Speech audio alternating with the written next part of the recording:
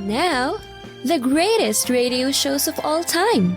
Suspense. The Shadow Node. Washington calling David Harding, counter-spy. Classic radio theater. The Great Gildersleeve. Fibber McGee and Molly. Dragnet.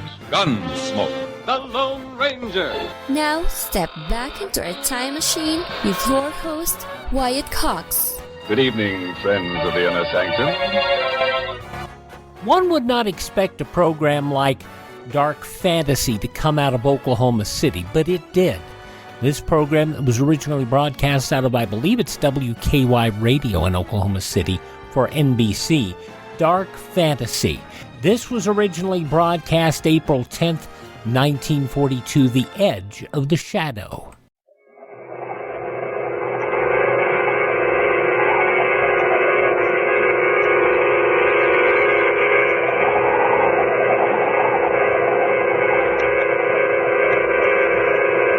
Dark Fantasy.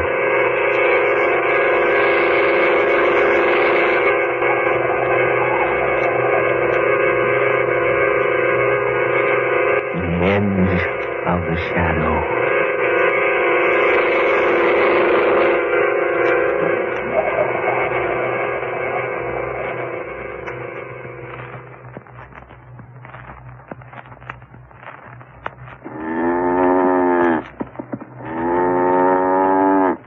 Okay, Mr. Fuller, cows bedded down for the night. Yeah. Oh, Hank, come over here a minute, would you? Sure, something wrong? Yeah. Cow here seems to have hurt herself. It's like a barbed wire cut. Let's have a look. Yeah, you're right. Does look like barbed wire.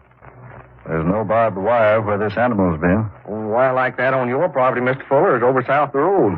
Yeah, that's right. This animal hasn't been in the south pastures for months. She's one of the animals I'm keeping up near the barn, rooming for the stock show next month. Yeah, I know she is. You haven't let her get out accidentally, have you, Hank? Me? Why, no, Mr. Fuller. You sure, Hank? Yes, sir. You said you wanted all animals you brought in off the range kept inside the wooden fences. You're the boss. I wouldn't let any of them near any barbed wire. It's mighty funny. Can't figure out no other way she could have hurt her leg like that. Me neither. They're pretty bad, too. Deep. Yeah, it is. I'll never be able to show her with a leg like this. Sure too bad, Mr. Fuller. She's a nice animal, too. Yeah, one of the best. I was counting on her boosting my score at the show. Say, you don't suppose McCard could have done it, do you? McCarrick? Sure. He's pretty hard hit for good show animals this year. Had to sell off quite a few to pay his mortgage and meet the taxes. I know, but McHarg's always been a good friend of mine. He wouldn't do a thing like that. Well, he might. If he thought it might help him at the stock show, needs that prize money pretty bad. But McHarg's a stock raiser from way back. He couldn't hurt a prize animal if he had to. Funny thing, what some men will do for money, Mr. Fuller. Look, Hank, I won't have you talking like that. Well, I was just saying that... McHarg's a good friend of mine. I've done him several favors lately. He wouldn't repay me by injuring one of my animals. Well, all I know is she couldn't have cut her leg like that around the corral. Looks to me like it was done purposely. Here, better clean out that cut and wrap it up. Yeah. Fetch me that disinfectant, some of those clean rags from the chest, Hank. Sure. Here's some right over here. In the stall? Yeah, here on this shelf. What are they doing here? I don't know. This bottle's always kept in the chest at the end of the barn. Marsh, have you been treating this animal? No, I didn't know she was hurt till you told me. Some other animal, then? No, of course not. Didn't you inspect them all tonight? Yeah, I did. This is the only cow that's hurt. But what's this disinfectant and these clean rags doing here? Well, I just don't know, Mr. Fuller. I put that bottle away myself last week. I treated a horse. I haven't used it since. I haven't used it more than a month, I guess. Somebody did injure this animal, then tried to treat it here in its stall. He must have been frightened away before he could use the medicine. But who'd purposely cut its leg and then try to treat it? I don't know. No, neither do I. Wait a minute. Huh? What's this? Look here. What? It's a short length of barbed wire. With blood on it. By Ned, you're right. It was hidden under the straw. I just happened to pick it up with my foot. Must have been in that last load of straw we brought in. She must have laid down on it and cut her leg. Not that deep. Hank, there's been dirty work around here. Here, hold these rags. Fix up this leg. Yeah, sure. Now, easy now, girl. Yeah, just take it easy. Better stand back, Hank. She's liable to get a little excited when... Hank. What's the idea? Don't move, Mr. Fuller. That gun. Put it away, Hank. Not on your life. Lucky for me, your foot didn't kick it up from the straw, too. You did this. I don't deny it. Yes, I injured the animal. I hid the barbed wire beneath the straw in this gun, too, to make it handy. Hank. And I put the disinfectant here in the stall, so you'd work on the cut. And I'd have you right here where I want you. Hank, why? Why? Why? You mean you don't know? I certainly don't. Because you won't give Martha what she wants. Martha? Your wife, Mrs. Fuller. Won't give her what she wants. Divorce. Divorce? Now, stop your pretending. Why, she's never asked me for a divorce. She has a dozen times. What makes you think so? She told me. Told you? I told you to stop pretending. You know she wants to marry me. What? Don't act so amazed. I am amazed. I'm glad to know about this. You've known about it for a long time. But I assure you that I haven't. No good acting that way, Mr. Fuller. You've had a lot of fun, haven't you? Letting me go on like this, working for you for peanuts, calling you mister, doing all your dirty work around the farm. You've been well paid. I've never asked you to do anything that I wouldn't do myself. Well, I'm putting an end to all of it right now. Hank, give me that gun. Not on your life. You can't shoot me in cold blood. They'll get you. Not me. They'll never know. When they find me with a bullet in me, Hank... They'll never find a bullet in you. They'll never bother to look for one. Don't you remember this cow? Take a good look at her. You remember last fall when McCard's shotgun accidentally went off near her? How she almost trampled him to death? Hank, no. One shot, fella, through your heart. By the time that animal's hoofs have done their work... No, Marsh, no. They'll never recognize you when they pull you out of her stall. You can't do that. They'll never bother to look for a bullet. Listen to me, Hank. They'll think your gun went off accidentally, and the animal trampled you to death. Give me that gun, Hank. And the farm will be Martha's and mine. Give it to me, Hank. Keep back. Give it to me. Keep back, I say. Take this. Oh! Help me! My eyes. You blinded me. Take it easy, you yellow pup. Your eyes will be all right. Water. Water, get me some water. My eyes are stinging. They'll be all right. Come on with me. I can't see. Here, this way. What are you going to do? I'm going to take you to the well and bathe your eyes. You're not going to kill me. Careful. Here's the barn door. I didn't know what I was doing, Mr. Fuller. Easy now. I didn't know what I was doing. I didn't want to kill you. You only missed killing me by a hair's breadth. Oh, I was out of my head. Oh, my eyes. We'll talk about that later. Where are we? Where are you taking me? Over to the well. Mr. Fuller, what in the name of heaven are you going to do to me? I'm going to wash out your eyes. Come on now. Yes. Water? Easy now. No, don't rub them. Keep your hands away from your filthy face. But I can't stand this pain. You'll be all right in a minute. I can't stand it. I tell you, I can't stand it. Marsh. Let go of me. You're taking me off to leave me someplace to die. Stop it. Stop it. Now you're trying to kill me. No, I'm not trying to kill you. You are. I know you are. Don't be a fool. I'm blind. Sure, this is your chance. Chance to get rid of me. Well, you're not going to do it. Hank, for the love of heaven, listen to me. No. I'm only taking you to the well. Throw me in, huh? You want to throw me in? I want to wash out those eyes. No. You don't care about me. All you want is a chance to do away with me. No, you rat. I'm only trying to help you. Let go of my arm. Let go of my arm. No, you're staying with me. I won't do it. I won't be led like an animal to the slaughter. Let go of me. Stop it. Let go of my arm. We're almost to the well now. Oh. My eyes. Water will fix them up. I'm not going near that well. That disinfectant will burn those eye tissues if you don't get it washed out of them. I won't. You're going to throw me in. I won't go near that well. Hank. Let go. I won't go near it. I don't go near it.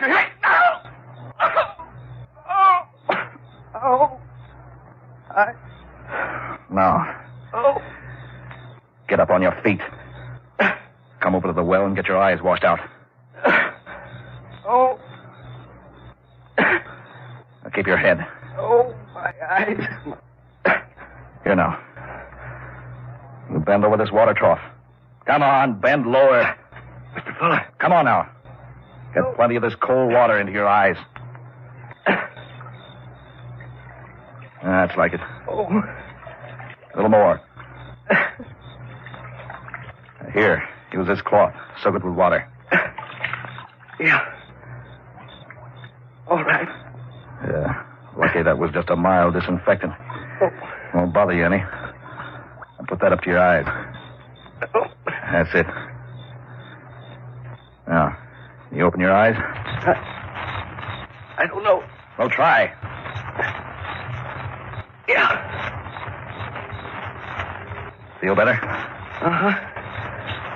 Burn's easing up. Yeah, let's see him. Yeah. It just inflamed a little. That'll be all right. Now go into the house and bathe him in warm water now. You didn't have to help me. Skip it. Come on. Wait a minute. What's that noise? The New York plane. What's she so low for? I don't know. She's too low. What's wrong with her? Good Lord. She's on fire. On fire? Yes. A mass of flames. Fuller! April 10th, 1942, Dark Fantasy on Classic Radio Theater with Wyatt Cox. It's a big, bold story set in the heartland of America, along the edge of Lonely Mountain. I am open for business. And so Big William Gorgon, played by handsome Michael James, fiercely set down his Midwest roots. Oh, darling, we're going to sell bathrobes and raise chickens. Set his adoring wife, Wilhelmina, portrayed by beautiful Glenda Olsen. Oh, I love our store, Will. But they hadn't counted on Big Ralph's bathrobes and cattle store coming to town. Oh, Will, what will we do, Will? Will had a plan, a way of facing off against tough Big Ralph. We're going to change the face of America. We're going to advertise. For what? With print, broadcasting, and bus benches, we're going to tell people who we are and where we are. What's a bus? And so the story of how one man brought advertising to the heartland. Oh, will it work? It will. Well, my name ain't Will, Wilhelmina. You got to advertise or we'll die. And so the greatest marketing story of all time is here. Advertise or die, dopey. Put your message on this national advertising platform. Email classicradiotheater@gmail.com. classicradiotheater@gmail.com. Are you suffering with arthritis or osteoporosis? Do you have diabetes? Did you know that these are just two of the hundreds of diseases that have seen improvement with Dr. Wallach's incredible longevity products? You can't get them at a health food store. The only way to get them is to call us at 800-214-0065. That's 800-214-0065. Do you have heart disease, fibromyalgia, or high blood pressure? Do you have a terrible time losing weight? Dr. Wallach can help. He was a veterinarian and cured diseases in animals. He felt that he could do the same for humans, so he became a physician. Over 50 years of research and helping people like you goes into every bottle of Dr. Wallach's amazing discoveries. Do you want to feel better? Learn how to treat the cause of your problem rather than covering up the symptoms with drugs. Call 800-214-0065. That's 800-214-0065. Now on Classic Radio Theater with Wyatt Cox, more of Dark Fantasy, The Edge of the Shadow, April 10th, 1942.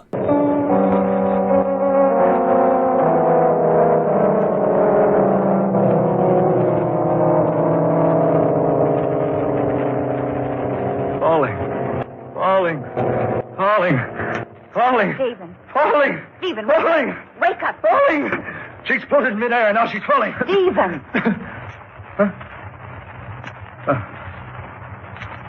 Martha. Oh, heavens, Stephen, you've been having a nightmare. I've been asleep. You're screaming at the top of your lungs about something falling. The plane. Plane? The night plane to New York. What about it? She was low. Too low. She was in flames. Exploded in midair. Oh, you were dreaming. The plane did go over just as you began to scream in your sleep. Oh, let's see the clock. Yes. She goes over at the same time each night. And she was extra low tonight. The motors were awfully loud. Close. Yes. But there was no explosion. Dream. It's so real. Oh, you better go back to sleep, dear. But that wasn't all of the dream. Oh, you can tell me all about it in the morning, Oh, dear. that wasn't all. Stephen, where are you going? To Hank's room. Why? Oh, where's that other slipper? Yeah. Here. Stephen, what's wrong, dear?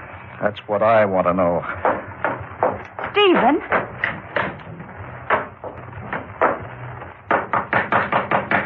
Hank. Hank, open up.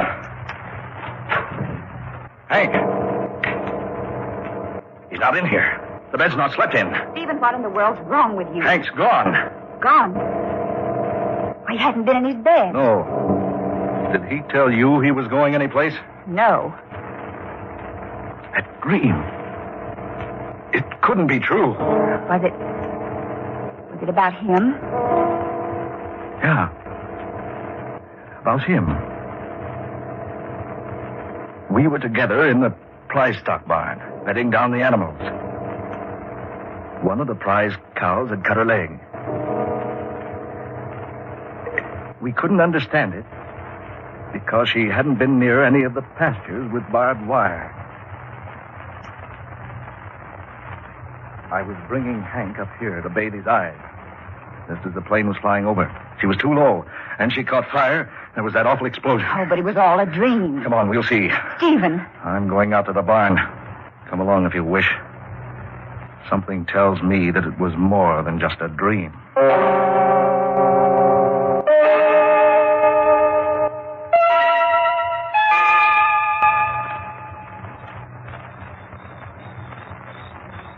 Stephen, this is so foolish. I tell you, it was just a dream. Here. Will you hold this lantern? Oh, but you need your sleep, dear. Get this door. I'll take it now. All right. Come on.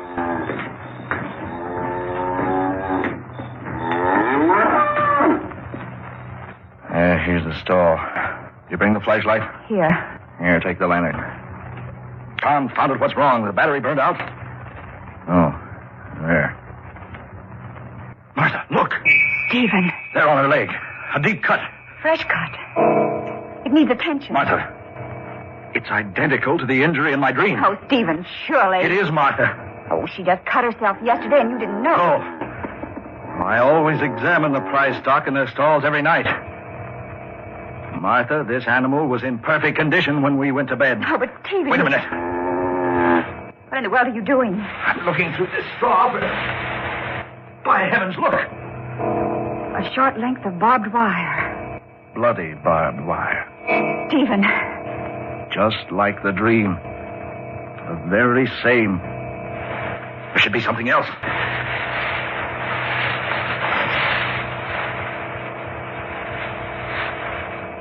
Yes, here. Look. A gun. Hidden here in the straw. Here where he put it. Who? Hank Marsh, of course. Who else? Oh, no, Stephen. Yes. And look. There on the top of the feed box.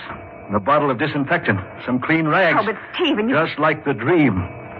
Every bit of it is just like the dream. But you couldn't have dreamed all that. The hidden barbed wire. The cut on the cow's leg.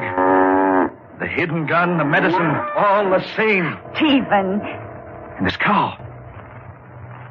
She's the one that almost trampled McHarg to death last fall when his shotgun accidentally went off. But surely you don't think Henry Marsh planned to kill you. Yes, he planned it. He worked it out carefully.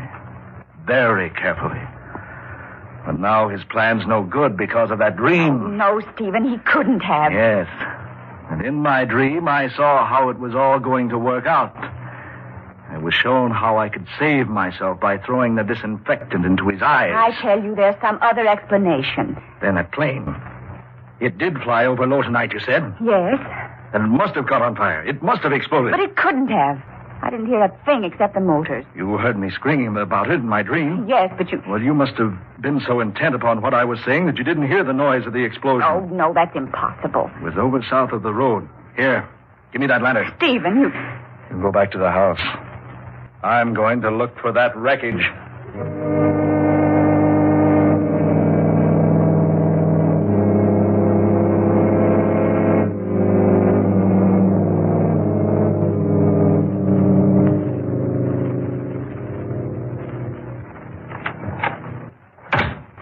Stephen? Not a sign of anything out there in the field. I called the airport. They checked the plane. It passed over Sheldon some time ago. That's miles from here toward New York. Safe? Yes. There couldn't be a mistake? No. The plane that passed over here while you were dreaming is almost in New York now. I can't understand it. All the rest of the dream was true. All but the part about the plane. Oh, just a dream. The other things. The injury to the cow, the wire, the gun. Didn't you say you lost your gun several months ago? Yes, I did. You must have dropped it in the straw when you stored it in the barn. It and the wire were thrown into the cow's stall purely by accident. But the injury. Stephen, both of us know how easily and mysteriously cows can injure their legs. And the disinfectant. Oh, you simply left it in there in the stall and forgot about it. No, I couldn't have.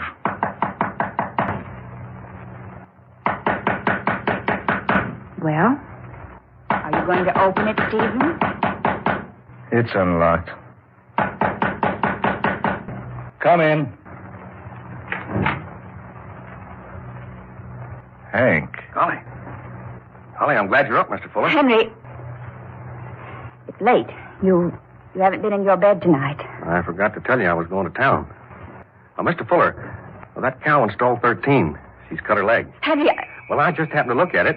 Looked in, found the barn door open, and... Why, what's the matter, Mr. Fuller? Say, why do you look at me like that? Stephen.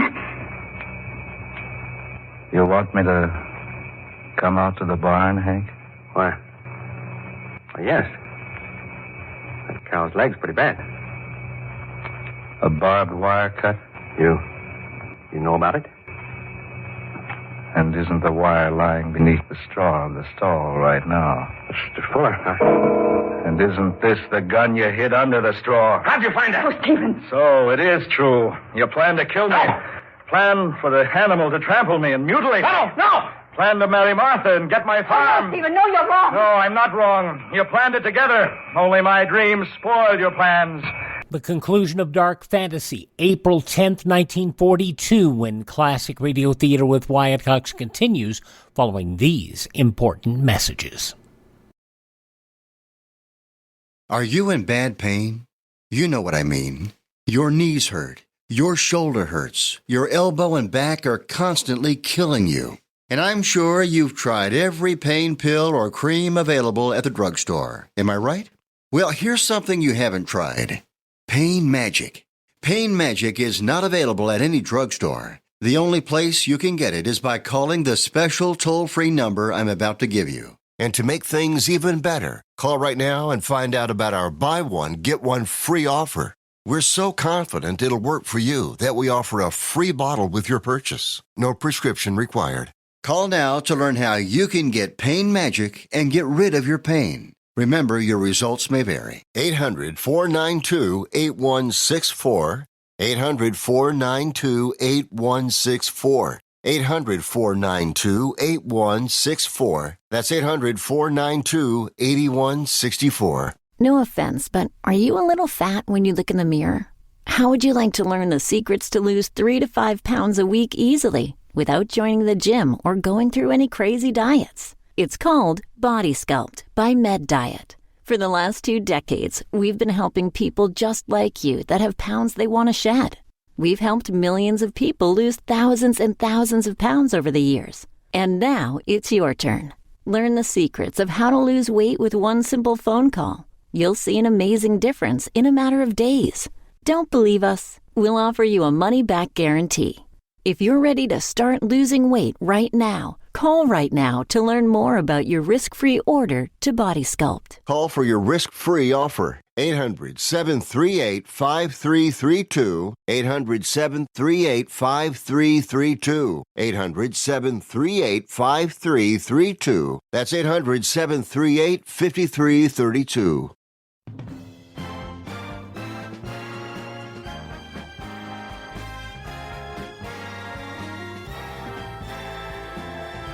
Now on Classic Radio Theater with Wyatt Cox, the conclusion of Dark Fantasy, April 10th, 1942, The Edge of the Shadow. You plan to kill me. Plan for the animal to trample me and mutilate me. No! planned to marry Martha and get my farm. No, Stephen, no, you're wrong. No, I'm not wrong. You planned it together. Only my dreams spoiled your plans. Well, now you can be together. Stephen, no. Put that gun down. Well, I'm going to send you. You can burn together. No, Stephen, no.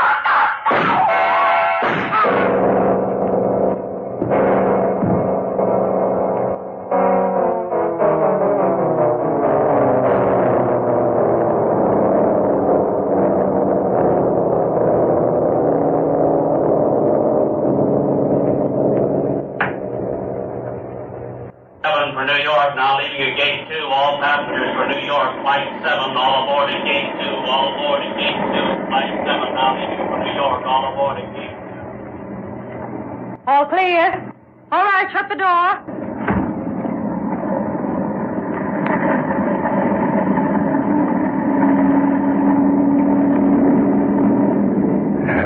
Confound it. 5 minutes late taking off. Why don't they get this thing into the air? I've been hiding all day, waiting for darkness. Waiting here to take this plane to New York. New York. They won't find me there. No. They're not going to find me there. I've been waiting.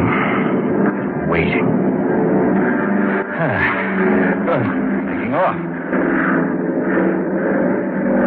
Yeah. I'll be in New York soon. You can unfasten your safety belt now, Mr. Fuller. Huh? You know me? Yes. We always have a list of all the passengers. Let's see, you're going to New York. New York? Yes. Taking a little weekend trip. Just up and left the farm for a weekend. Decided I needed a vacation. Vacations are good for a person. Yeah. I decided I need a little rest. So here I am. Funny thing, I dreamed about this plane last night. Yeah? She always passes over my farm about midnight. Dreamed last night she was flying exceptionally low. Funny, too, because she generally gained quite a bit of altitude by the time she gets over my place. It was a queer dream. Thought I was standing out back of my house, and she went over just a little before the barn tops, and she caught on fire and exploded. Exploded right there in midair, right over my farm. I guess we all have funny dreams sometimes. This one was sure real. Look, there's my farm down there now. See? Had a red light put on my windmill so it could be seen at night. And look how close it seemed. How close? Too close. We're flying too low. I said we're flying too low. Look, just above the barn tops, just like the dream. Just like the dream. No, it can't be that. Look out the window. Flames. What if the motor's on fire? What if the motor's on fire? We're flying too low!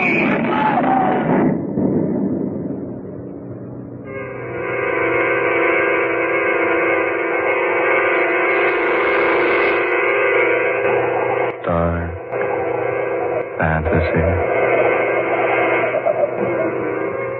You have heard The Edge of the Shadow, tonight's original tale of dark fantasy by Scott Bishop, originating in the studios of WKY. Ben Morris was heard as Stephen Fuller, Eleanor Corrin was Martha Fuller, Muir Height played Hank Marsh, and Georgiana Cook was the stewardess.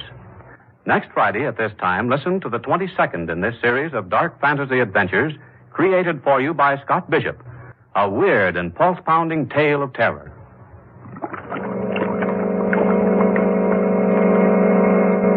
April 10th, 1942, Dark Fantasy on Classic Radio Theater with Wyatt Cox. Hi, this is Kyle Horvath with the White Pine County Tourism and Recreation Board. If you want to get away from the big cities and get back to nature this summer, give us a call at 775-289-3720 or visit us online at elinevada.net. There's so much to do and see I can't mention it in 30 seconds, but check out our website and you'll see what Nevada is really all about. elinevada.net or follow us on Facebook or Instagram. Give us a call at 775-289-3720 or visit us online at elinevada.net. The MyPillow.com clearance continues. Roll and go anywhere. MyPillow's $9.99. The Body Pillow $39.99. And MyPillow bath sheets on sale 50% off. Use my promo code USA. Go to MyPillow.com/radio specials. You'll also get a free copy of Mike Lindell's book. MyPillow.com/radio specials. Use promo code USA or 1-800-951-8175. I've had to live around smokers all my life, and I don't smoke. And so it always bothered me, and it was something I got used to. But I don't have to get used to it anymore, because in my home, I now have an Eden Pure Thunderstorm air purifier. It uses Oxy technology. It destroys viruses, odors, mold, and more. And people all over the nation say these work. I didn't know it was going to work, but it does. The best part about these air purifiers is they have no filters to replace, and they don't take up counter space. You just plug the whole filter into the wall, and it works. Now, I'm going to tell you how you can save a bunch of money on an Eden Pure Thunderstorm 3-pack. Whole home protection, 3 units under $200. Go to EdenPureDeals.com. That's EdenPureDeals.com. Use my promo code CLASSIC3. You'll save $200 and shipping is free. Now on Classic Radio Theater with Wyatt Cox Moore, the dog days continue for yours truly, Johnny Dollar, in part 2 of the 5-part story, The Laird Douglas of Heatherscote Matter. This episode originally broadcast April 10th, 1956. From Hollywood, it's time now for Johnny Dollar.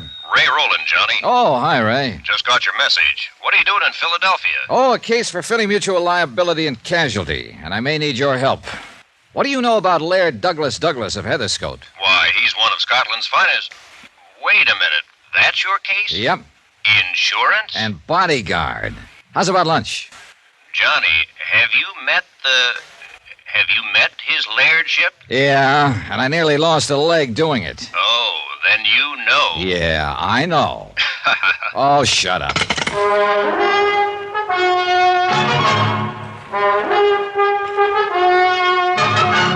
Tonight, and every weekday night, Bob Bailey in the transcribed adventures of the man with the action-packed expense account, America's fabulous freelance insurance investigator. Yours truly, Johnny Dollar.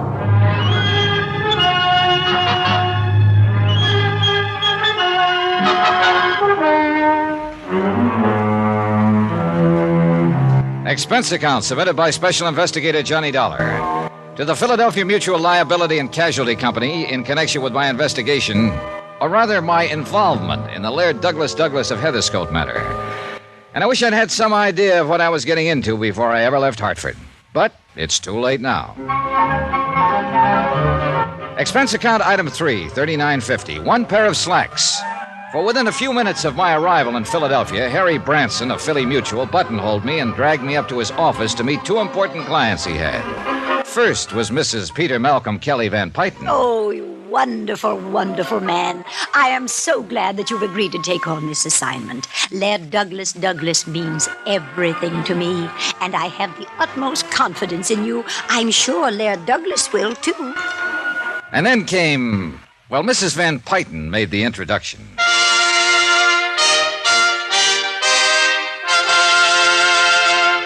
Laird Douglas of Heatherscote.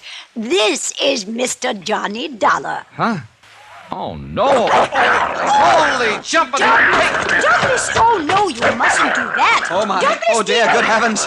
Get on your own chair, Douglas, Harry. This no, one's no. taken. Sorry, John. Sorry. Down, Douglas, down. There, dear, that's the boy. That's a nice boy. That Yes, is now. Laird Douglas of Heatherscote? Yes, isn't he adorable? He's so playful. He was really just playing, you know. There, dear, come now. Harry. Yes, John? This is the client you called me all the way down from Hartford to see? Yes, John, yes. $7.50 a week, practically unlimited expense account. Oh, dear, just look at your trousers, Mr. Dollar. I don't need to, thanks. I can feel the draft. But you'll need new ones. Here.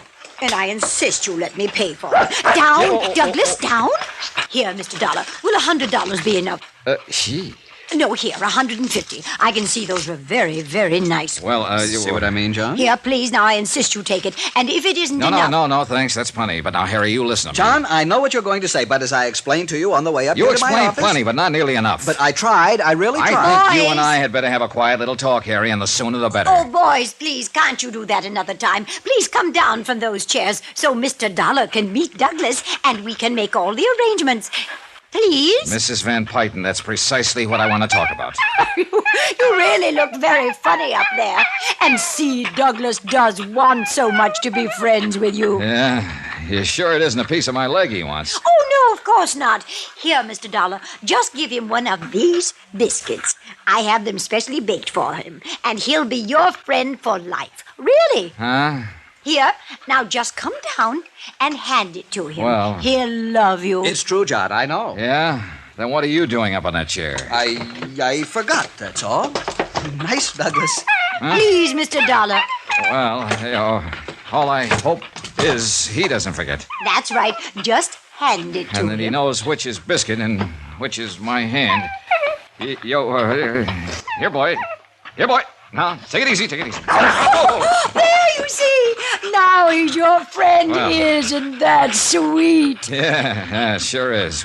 Well, I'd better get back to my hotel and change, and Harry, I'll call you. Oh, but we haven't made the definite arrangements yet, and I want you staying out at our place in Germantown, the Maples. It's a lovely little place, Mr. Dollar. Well, much as I hate to say it, I'm not quite sure about taking Oh, this I case. know. The money. Well, don't you worry about it. Not at all, not one bit. If you'd rather have $1,000 a week, that's what we'll make it. And I do wish Mrs. you'd let Van me Pyten. do more about these poor trousers. I know. Why don't you go straight over to Wanamaker's men's store and have them tailor you a whole suit? Wouldn't that be nice? You'd look lovely. You've already given me more than enough to buy a suit. That. Now just forget it. Now you have them make you anything you want and just charge it to me. Oh, and look! Douglas dear is licking your hand. I knew he'd like you.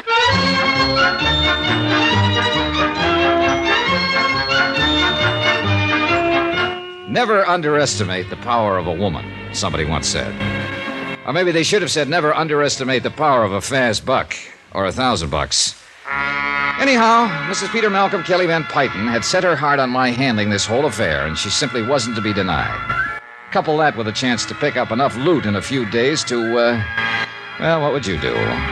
And the darn mutt did take a liking to me. So, with Laird Douglas in my lap, oh, he's a Scotty, by the way. Scottish Terrier, Mr. Dollar. If you'll pardon my correcting you. Sorry. And it's all because of the show at Ballakinwyd on Friday. Ballaware? Balacynydy, John. Yes, Ballakinwyd. Laird Douglas simply must win. Not only best of class, but best of show. And he will, if somebody doesn't interfere. Oh, you think somebody might do something to Douglas? Here? I'm sure of it, because it's been tried before. You mean poison him or something like that? Worse. Oh? Dope. Poison would let him die a hero, a martyr. But drugs would keep him from winning the show. Oh, yeah. Well, what makes you suspect somebody might try it? As I said, it's been tried before. Huh? Last year and again a few days ago. And if Harrison R. Kenworthy thinks he can do it again, he's mistaken. Then you know who did it before. I refuse to divulge any names. But you just said... Mr. Dollar, I will not tell you. All I ask is that you watch over Laird Douglas until he has won the show. Oh, and if he does win, as I'm sure he will, I'll insist that you accept a nice bonus so you can see I'm very, very serious. And so it went on for another half hour or so, and finally she left, after I'd promised to pick up my bags at the hotel and move out to her joint in fashionable Germantown. I talked a few minutes longer with Harry Branson. I'm so glad you've agreed to take this on, John. As I told you, Mrs. Van Pyton is the most important individual policyholder we have, and doing this favor for us... Harry, it's not the Mutt Show at Bala-Kinwood or Laird Douglas or Mrs. Kelly Van Pyton or you I'm doing this for. It's purely love of the green stuff. Whew. That old dame must be really loaded. John, she has so much money. She doesn't know how much she has. Industrial empire, that sort of thing. All right. But, Harry, if word ever gets around in the trade that I came down here to play bodyguard to a mutt, so help me, I'll have your head. Yes. But now hadn't you better go on out to the Maples? Well, first I want to know about this Harrison R. Kenworthy she mentioned. Oh, that. Yeah, that. She accused him of doping up her Scotty. Well, she really doesn't know, and it's really quite complicated. How do you mean? Kenworthy owns a beautiful Kerry Blue Terrier, Lady O'Diddy's Rolamar Maine. Holy cats, and no pun. Why can't they give an honest dog an honest name? Look, we'll call her Mimi. Go ahead. Hi, dog lovers. Ray, just in time. Meet Harry Branson, Ray Rowland. Oh, we know each other. Hello, Harry boy. Mr. Rowland. Sure, Harry called me in last year when these two dogs were at each other's Of course, throats. he doesn't mean that literally, John. You see, Mr. Rowland is quite an authority on show animals. I've held it against him for years, ever since school. Well, there's no need to hold it against him And particularly. I don't mean that literally. Oh. Well, John boy, so you came down to help yourself to a handful of dear Mrs. Kelly Van Pyton's coin. More power to you. I knew Harry would call you in on the case. Felt it in my bones. And, brother, you may be in deeper than you think. Oh, what's that supposed to mean, Ray? Has Harry told you about the villain of the piece, Harrison R. Kenworthy? I was just starting to when you so rudely... Yeah, well, Johnny, the whole setup is a riot, but just remember one thing. Yeah? A lot of people have been killed in riots. Now, what's that supposed to mean? I'll tell you what he means. Let me tell it, Harry. It would take you all day.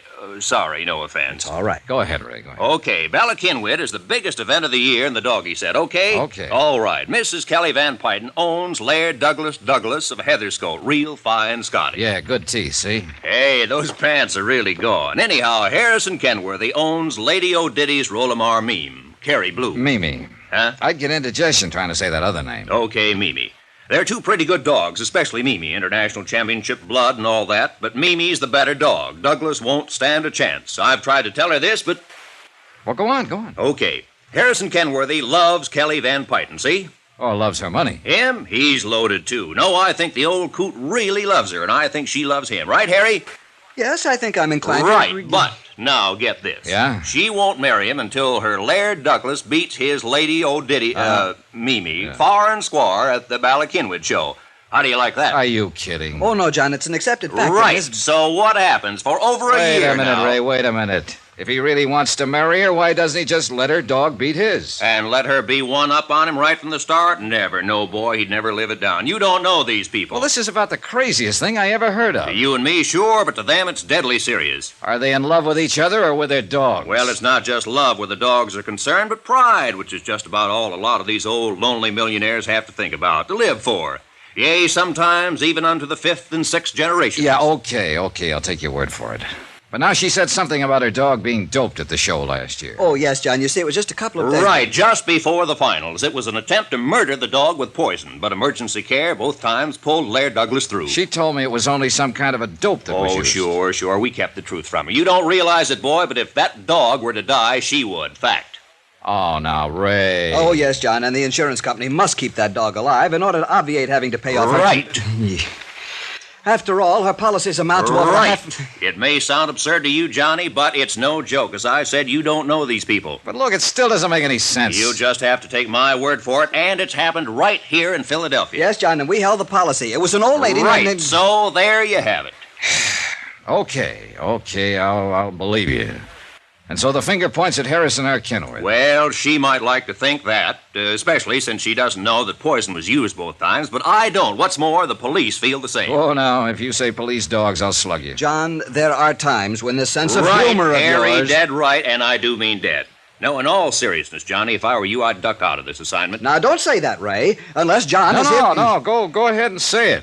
Something ought to start to make sense around here. All right, listen. The reason I'm sure Harrison R. Kenworthy had nothing to do with the attempted poisonings, the reason the police were called in, the reason I think you ought to get out of this... to the point, Ray? On each occasion, Mrs. Kelly Van Pyton had a bodyguard attending Laird Douglas, in addition to the dog's governess and medicos and so on. Get to the point. Each time, in order for the poisoner to get to that dog... Ray, please. Each time, the bodyguard was murdered. Still want this case, Johnny?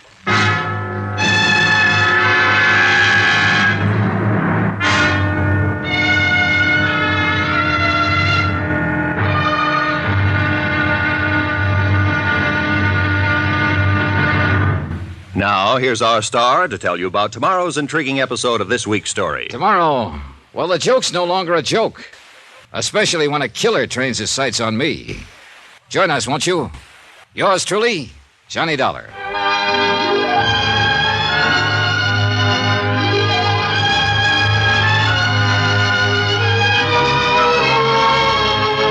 Yours truly, Johnny Dollar, starring Bob Bailey, is transcribed in Hollywood. It is produced and directed by Jack Johnstone, who also wrote tonight's story. Be sure to join us tomorrow night, same time and station, for the next exciting episode of Yours truly, Johnny Dollar. Roy Rowan speaking.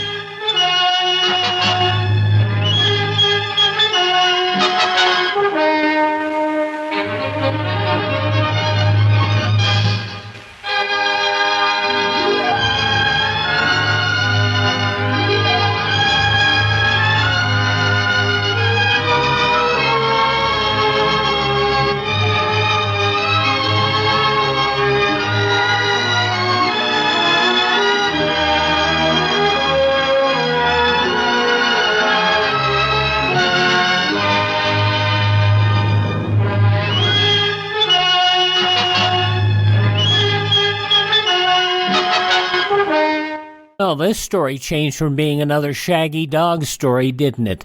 April 10th, 1956, yours truly, Johnny Dollar on Classic Radio Theater with Wyatt Cox. Please thank this station. Support their advertisers, would you please? It's their kindness and courtesy that keeps us with you each and every time we roll around here on your favorite radio station. And would you do me a favor? And if you miss a day on this station, you do not have to miss a single show. You can hear all of our shows on demand through iHeartRadio, Spotify, Spreaker, TuneIn, Apple Podcasts, Google Podcasts, or Amazon, or Facebook. We produce 21 hours a week of great classic radio theater programs as long as you search for Classic Radio Theater with Wyatt Cox. And you can also visit my webpage where you can hear the shows on demand. You can learn about classic radio collecting. You can also contact me there. Our webpage is classicradio.stream. That's classicradio.stream. Have yourself a great day, won't you please, and tell all your friends the great radio shows are right here at this spot on the dial. Classic Radio Theater with Wyatt Cox on your favorite radio station.